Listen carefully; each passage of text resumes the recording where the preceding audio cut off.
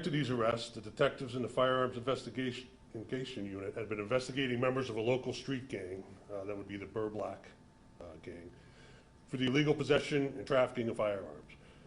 Members of this gang have been arrested for homicides, home invasions, and other firearms charges. On Saturday night, this investigation led to the seizure of 6 firearms, including one that is classified as an assault weapon. 22-year-old Anas Nichols of Springfield, he's on electronic monitoring at the time of his arrest. He has 9 open firearms charges in Hampden Superior Court from a July 2021 firearms arrest.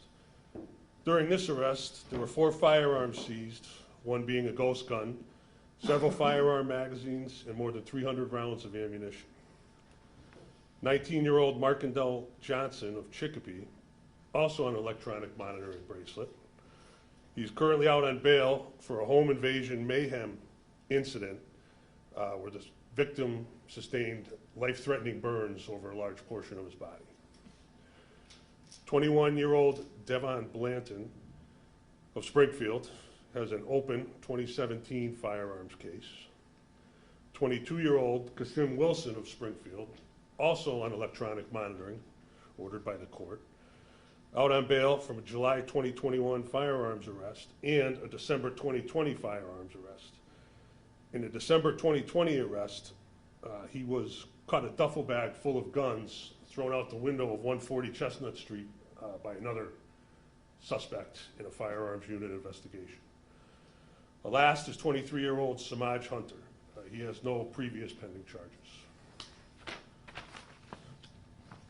As the events unfolded, in the early evening hours of Saturday, June 11th, 2022, Firearms Investigative Unit detectives received information that one of the subjects of their investigation was in possession of a firearm. The subject was located at 229-231 College Street, the home of another subject known to the detectives. At this time, there were several persons known to the detectives loitering in and around the property. As the investigation progressed, the detectives developed probable cause that at least 4 of the individuals in and around this address were illegally in possession of firearms. These firearms included what the detectives believed to be a rifle concealed in a black shoulder bag. At this time, the detectives, assisted by other units, approached the residence to continue the investigation. As the officers approached, all the subjects in the driveway fled, with the exception of Devon Blanton, who was detained. Markendell Johnson was pursued and detained in the rear of 235 College Street. Anas Nichols was observed fleeing with a firearm in his hand. As he was pursued, he ejected a loaded magazine from the weapon and then discarded the firearm by throwing it into a neighboring yard. Detectives initially caught Nichols in the rear of 191 Maynard Street, but he resisted arrest and was able to flee to 172 Maynard Street, where he was apprehended. The detective who initially caught Nichols at 191 Maynard Street suffered an injury as a result of Nichols' resistance. The firearm and magazine were later located with the assistance of a canine. Samaj Hunter was pursued and taken into custody in front of 191 Maynard Street.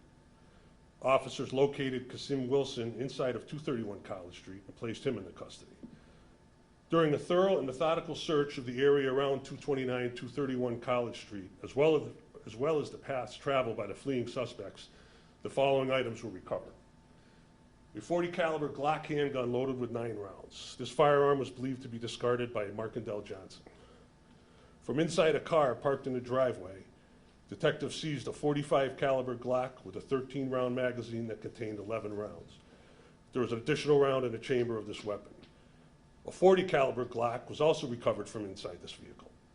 This weapon held a 22-round magazine containing 13 rounds as well as a round in the chamber. From atop the passenger tire of another car parked in the driveway, detectives recovered a Colt .45 caliber firearm containing 7 rounds. This weapon was located immediately next to where Samaj Hunter had been observed loitering. The .40 caliber Glock observed in the possession of Anas Nichols. The .40 caliber Glock observed in the possession of Anas Nichols was recovered with the help of a canine. This weapon held 1 round in the chamber. The magazine that Nichols ejected from the weapon during this pursuit was also recovered and found to contain 10 rounds. In the black bag, observed to be in the possession of Kasim Wilson earlier in the investigation, officers recovered a .556 caliber rifle containing a 30-round magazine. This magazine held at least 4 .556 caliber rounds. An additional round was located with this rifle. This rifle meets the legal definition of an assault weapon under Massachusetts general law. This investigation is ongoing at this time. And I will say that if you look at the firepower on that table in front of you, I don't think you could say enough about what those guys did the other night. They went up there completely oblivious to their own safety, and they took a lot of bad guys off the street and a lot of firepower off the street.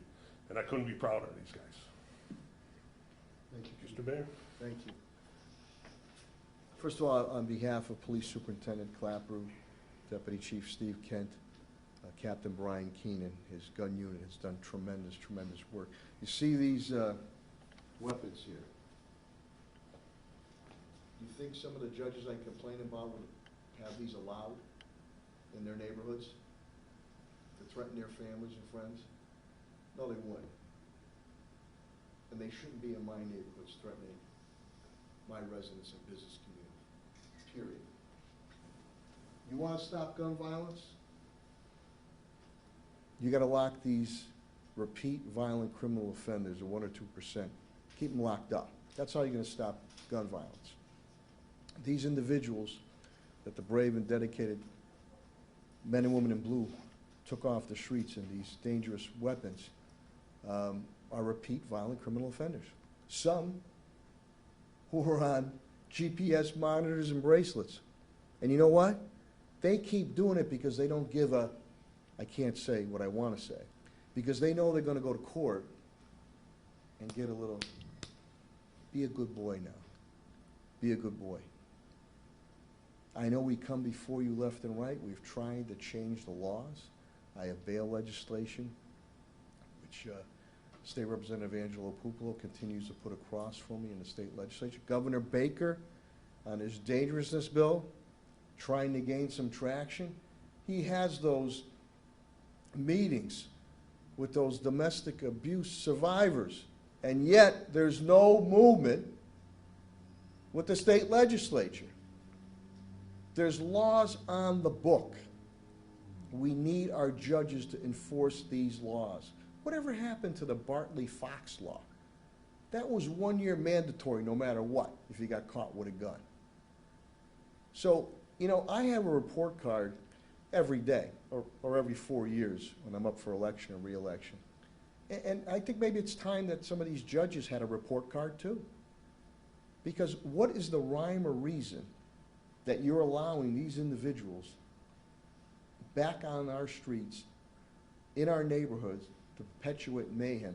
Think of how many lives Captain Brian Keene and his crew saved, or injuries, from taking these individuals off the streets. So you want to stop gun violence? Keep these bad actors locked up. It's plain and simple. Plain and simple. We have another individual. You know, when somebody breaks into your house, that's personal. When somebody breaks into your car, that's personal. These guys grabbed another guy. 51 arraignments, car breaks. 51 arraignments. What's it take to hold this guy? Now, I'm saying some of the judges, would they want that going on in their neighborhoods? Why is Springfield always looked down upon when it comes to some of the judicial decisions that are being made? Many of the judges do not live in Springfield nor the Springfield area. My people, no matter what creed, color, or background, and business community, don't deserve this. These individuals, repeat violent criminal offenders, they're the ones that have caused this mayhem. They've done it continuously. No judge should feel any obligation to slap them on the hands and let them go on a GPS bracelet or monitor. I mean, this is getting sickening now. It is getting sickening.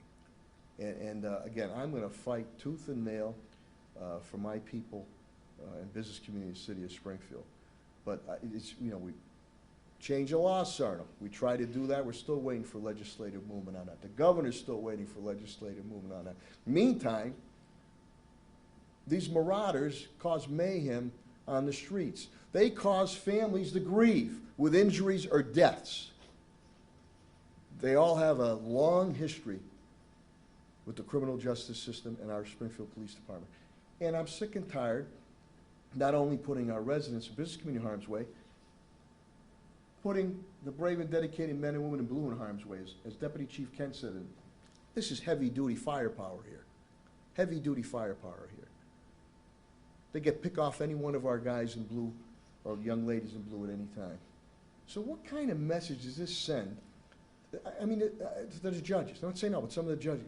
You put them on a bracelet, you put them on a monitor. They don't give a shit. They still go right back out. They need to be locked up. This gun violence problem can be solved very, very easily. I know it's complicated ways, mental health. These are bad guys. Bad, bad guys. And again, you know what? Maybe we should have report cards on judges. I mean, how are these guys on the streets with the records they have? A judge doesn't have to go out there and console a family on scene in a hospital, God forbid at a funeral parlor or at a wake or in a meeting, and have come back to you saying, Sarno, why was this person on the street? Why didn't you do something about it? Well, we did. Police department did. But I'm getting fed up on this. And I'm going to keep speaking out, and I do run into some judges, the judges that say, you're right on the money. And they say to me, they shake their heads at sometimes their colleagues' decisions that are being made. So this is not a deterrent to these violent repeat criminal offenders. They laugh at you. It's a joke. Courts are a joke. That's the way they feel. We have one injury. It's a joke. Nothing's going to happen to us. We're going to go out and perpetuate mayhem. So I ask some of these judges in the court system to look in the mirror, to state, what if this was to happen in my neighborhood area, whatever hamlet I live in, rural or suburban areas? Would they want their family members or friends affected that way? Damn no, they don't. Well, I don't want that here for my residents or business community in the city of Springfield. I don't, you know, when you're out there, it doesn't matter what creed, color, background. You know what they say to me out in the neighborhood?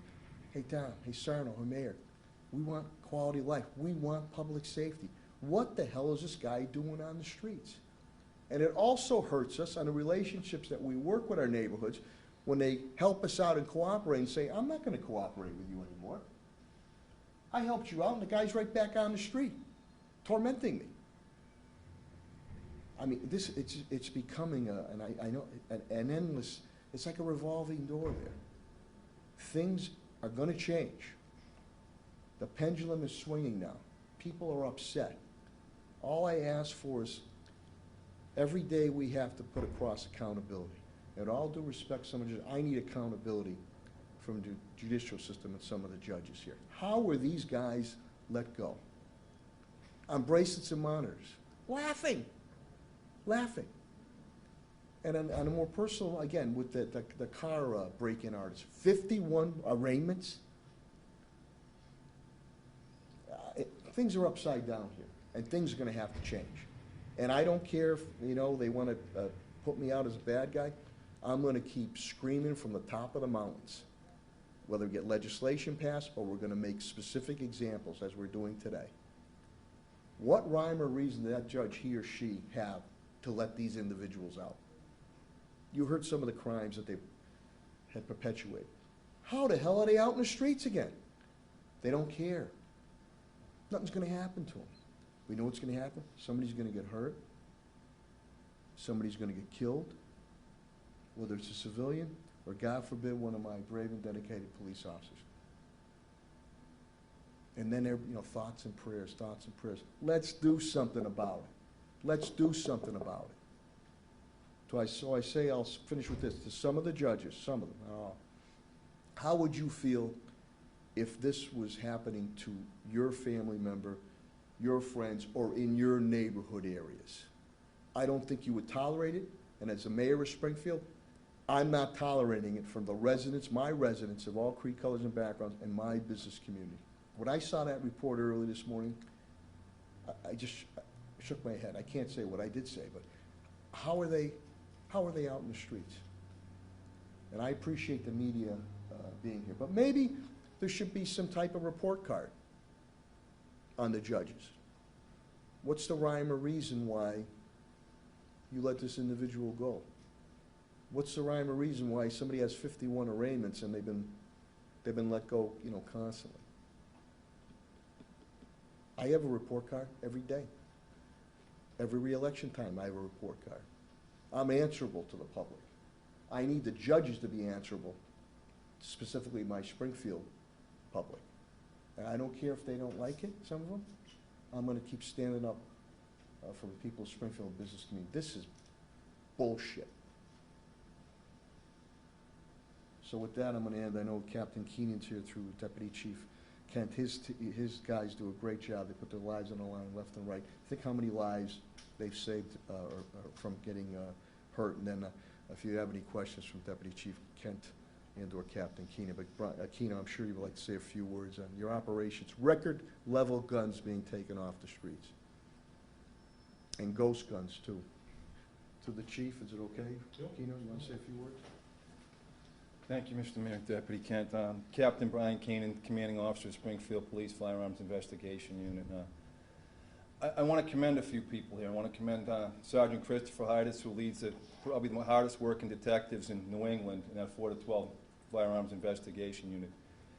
Sergeant James Mazza, who runs the day shift of the Firearms Investigation Unit. Just the Firearms Investigation Unit in the month of May took 20 firearms off the streets of Springfield.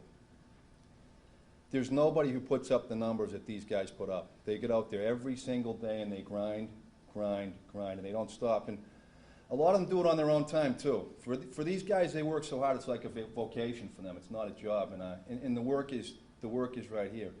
And the results of their work we don't see. It's the people that aren't shot. It's the mothers that aren't going to the funeral parlor. It's the people that are alive. This prevented an awful lot of loss of life in property. And the guys work awfully hard. And to the mayor's point, we try to debrief every person we arrest. We try to speak with them. Some will speak with us and some won't. The one consistent theme that we get is they're laughing at you judges. Why would we talk to you? We're going to be out in an hour anyways. The crew that was arrested here, I mean, I didn't go to law school. I know Deputy Chief Kent didn't go to law school, but I would say that setting someone on fire makes you inherently dangerous. I don't understand why you'd be on a bracelet. I would say throwing a bag of firearms and catching them out of a busy metropolitan neighborhood would make you inherently dangerous. So I don't know if they had common sense class at Western New England Law, but if they don't, they need to add it because this is insane. Thank God we haven't received a phone call that none of our people are hurt. Because every night it could happen. Our guys go out there hunting for these horrible guns, and they do a very good job at it. And just citizens of Springfield, people on Burr Street and College Street, your cops care about you.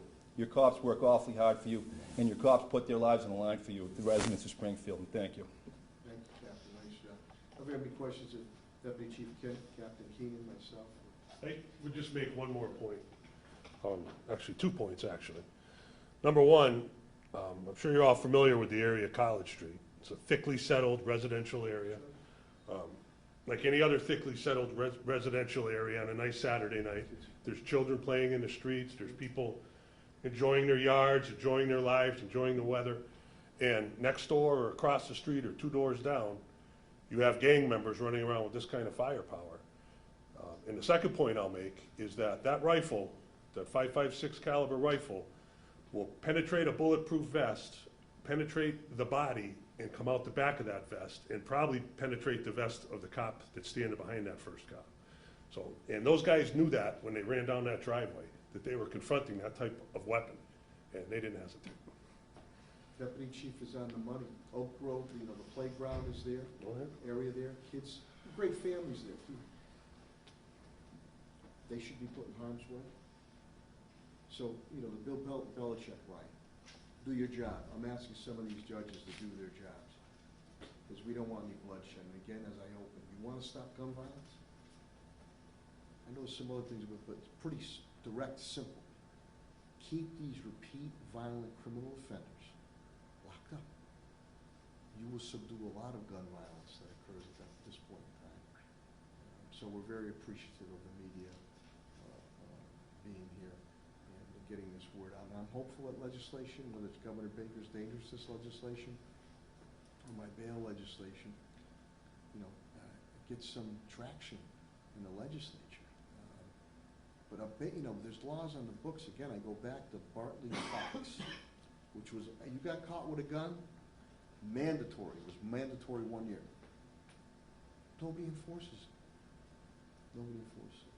So with that, I'll shut up and Captain Keenan and Deputy Chief Ken, if you have any questions or comments. A question for either one of you, whoever can answer it. How, obviously they're not obtaining these guns legally, how are they getting into their hands? 2 of those guns there were stolen. They have ghost guns that you can order pretty much completely online that we're seeing a market increase in. And straw purchasers. They have people who can legally purchase, whether it be in Massachusetts or some other part of the country, travel, make the purchases, and they bring them back to Massachusetts. So there's a variety of different ways, and they're going to find a way to get them. That's just the way it is, because in my opinion, there's not a lot of accountability right now if you get caught with one. You know what I mean? And none of these guys are first timers, so why wouldn't you give it a shot? And if you're going to sell guns, you make a lot of money because no one's afraid to be buying one illegally, apparently. So it's just something's got to change. Something's got to change sooner than later. We're just heading into summer. I thought I had the numbers. So far this year, Springfield Police Department has confiscated 133 illegal firearms. And we haven't even hit the height of summer yet. So somebody has got to figure this thing out before you have a 5.56 round going into a child's bedroom, or God forbid, or something similar, or through a car window, or some child's out on her way to get ice cream or something like that. It's got to change. Was the assault rifle, was that through a straw purchase, you believe? I don't know. They trace them all after we do our thing with them and process them through our place, through the Springfield Police Department. The numbers will be traced. The ATF traces every firearm that we seize. Where that's going to go, I don't know. Hey, how about the guy on Hancock Street, manufacturing ghost guns? You know what his bail was? Was it $100,000? Was it $250,000? Was it $500,000? $2,500. Ghost guns being manufactured to give to these pieces of you on the street to perpetuate mayhem, hurt people, God forbid, kill people. $2,500. It seems now that the criminal offenders have more rights than the victims. I think Governor Baker said that in one of his, with the domestic abuse things, those terrible, terrible stories. And yet the legislature's not doing anything to pass any of these things. And the judges, $2,500. It's ridiculous. And these guys go out each and every day. You see other departments across the country, I don't want to say laying down, whatever. These guys don't lay down. They're out there working, busting their ass every day. You know what? People simply start saying, what's the use? As he said, they laugh right at you. I'll be out in an hour. It's just getting ridiculous. And I'm going to keep calling out some of these judges. You watch, God, I don't wish it upon them. If something happened in their neighborhood or a loved one, or you watch how quickly their attitude, and I don't wish that upon anybody. But my people of all creed colors and backgrounds, city of Springfield, don't need to go through this bullshit too. Keep these people off our streets, out of my neighborhoods, and keep them locked up. Do your job. They're doing their job. We're doing our job. We have a multitude of programs that help these individuals so they don't start going that way. We need some accountability from the courts, not this revolving door bullshit that's going on. Again, you want to stop gun violence? Keep these bad actors locked up. When they're placed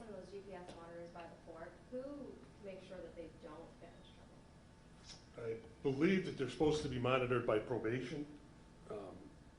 And I don't want to criticize anybody, but it doesn't seem like there's a lot of monitoring going on.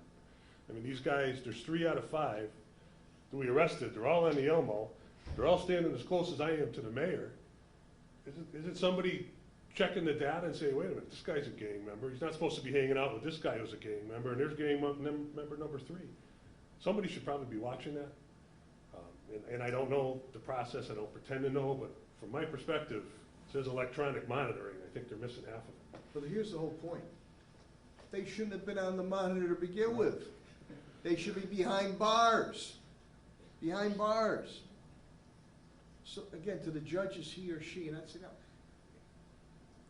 they don't take you serious.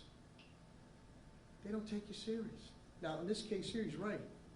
Not 1, not 2, 3 together. And they weren't selling Girl Scout cookies either. They shouldn't have been on to begin with, but shouldn't that be red flags going up? Ding, ding, ding, ding, ding, ding. Something's going on here. We need to swoop in. Well, who swoops in? Blue. Springfield Blue swoops in. We need the backup. The court's got to back us up. When I saw the report this morning, familiar names again. But we're going to keep pressing. We're going to keep pressing.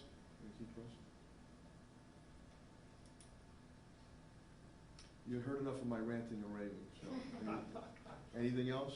And they're available for interviews if you want to. Was this part of an ongoing investigation, or was it more? They do it every day. They do it every day and night. The First Street gang is, we've always been looking at them for a long time. What's it called again? First Street. B-U-R-R? How many people do you think are in that gang? We don't want to give Yeah, them. we can't, We don't want to give them any. there's 4 that should be at the Ludlow Street gang, if all goes right today. 5 should be more. Yeah, that gang. We like that gang. Their numbers aren't very good, Mr. Mayor. Yeah, we want them up at the Nick Sheriff Coach's place. We want them up there. And listen, he's got plenty of room at the inn, and he's more than welcoming to them. And you know what? Could probably help out some of those turn their lives around too. You said one of these is a ghost gun? No. No, none of them No are ghost ghost guns? guns. Okay. And how many detectives were involved in this raid? Well, I don't know what you want to call it. 8 or 9. And what are these, you started the firearms unit about a year ago? Yes. Is that correct? Can you just talk a It's little? almost 2 years. Yeah. It's almost 2 Been years. a lot. I think it's- Last July. Okay, well, but we were, yeah, okay, that's right. Was it Fully Transitioning. transitioning, yeah. Can you just talk about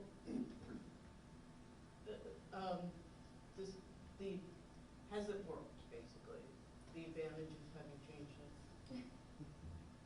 What do you think? Yeah, I don't know, I figured I'd The ask. proof's on the table, Jeanette. I mean, and where you really, it's a difficult thing to measure is the amount of violence that doesn't take place because of the 20 guns that we took last month, is the 6 that we took here. Can you talk about, just because, we are in the day and age that we're in right now, what can that assault rifle, what use does that have? That's not a hunting gun, correct? That's not. No. Sporting, self-defense, yes. But illegal in Massachusetts, right? In that configuration, yes. There's certain things that are banned under Massachusetts law.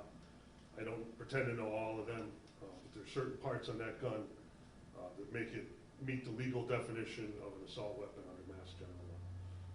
You gotta remember, a lot of these weapons are stolen, but there should be red flag type issues. What happened in Buffalo and Uvalde. Again, you hear the thoughts and prayers, and Congress won't act. I mean, they look like there's some movement, but they won't act on some big issues. But these guys will tell you, red flag, you have well, I'd say juveniles, but very, very young adults, 17, 18 years old, buying body-worn armor. What the hell does anybody have the opportunity to buy body-worn armor? Unless you're, in police or something. Red flag number 1. Red flag number 2, in these cases, hundreds, if not thousands, of rounds of ammunition buying. Ding, ding, ding, ding, ding. Red flag number 2. automatically reporting to, what the hell does an 18-year-old need that type of ammunition? Red flag number 3. Both those individuals were on the radar screen and brought in. But again, you know, they really don't mean it. Let go. Red flag number 4. Social media. And those moguls make billions and billions of dollars. Everything documented on there. Where are the red flags? You know, where's the background check? Where's the mental health type things? They'll never move on the assault weapons. They'll never move. Let's be fair. All these things that they'll never move. Maybe there's some traction going. At least it's a start. But there's so many red flags that could say, and I know you hear from other advocates, oh, you can't hold that person, you can't do this, you can't do that. My comeback would be, not only am I saving maybe that person's life, we're saving maybe dozens of people's lives. And maybe get that person the mental help that they need. I think we picked up another guy, was it Devon Williams? He's out perpetuating mayhem all across our streets. We just picked him up.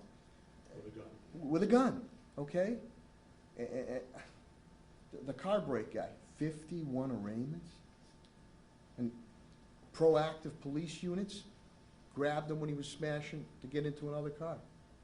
He'll probably be out again. It's the personal things. You know, somebody breaks into your car, somebody breaks into your home, you've been violated. So, again, a lot of these are stolen, but you see in some of these mass shootings, which are absolutely terrible. You know, Newtown, you felt things were going to move Newtown. Other things that happened back in the night, nothing. And now they say there might be some compromise on the federal level. You know, I won't hold my breath, but hopefully. But there's some things that are common sense legislation. And some things with our judges, common sense with the laws on the book. Start with the Bartley-Fox law. Get caught with a gun? Baby, you're 1 year behind bars. No questions asked. That's not being enforced. Pass some of this legislation, bail legislation. Pass Governor Baker's dangerousness legislation. I mean, you hear, it's heart-wrenching when you hear, and I know your media's covered it. I've been to some of those meetings. I've testified in person and via Zoom.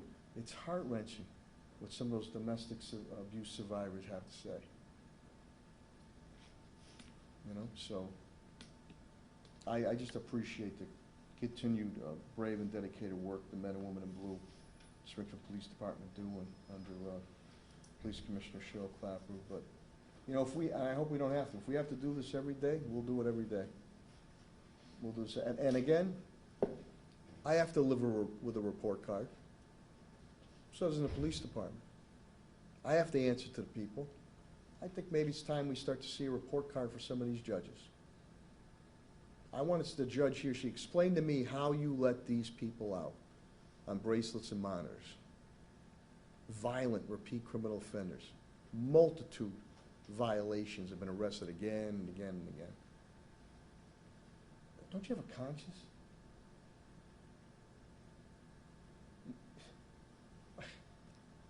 My people in the city, they hurt when these things happen.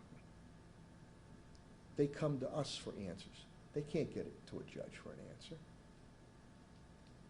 That's all we ask on these violent repeat criminal offenders. People that can be rehabilitated on lesser crimes. Always been a proponent of that and have done that in my past career.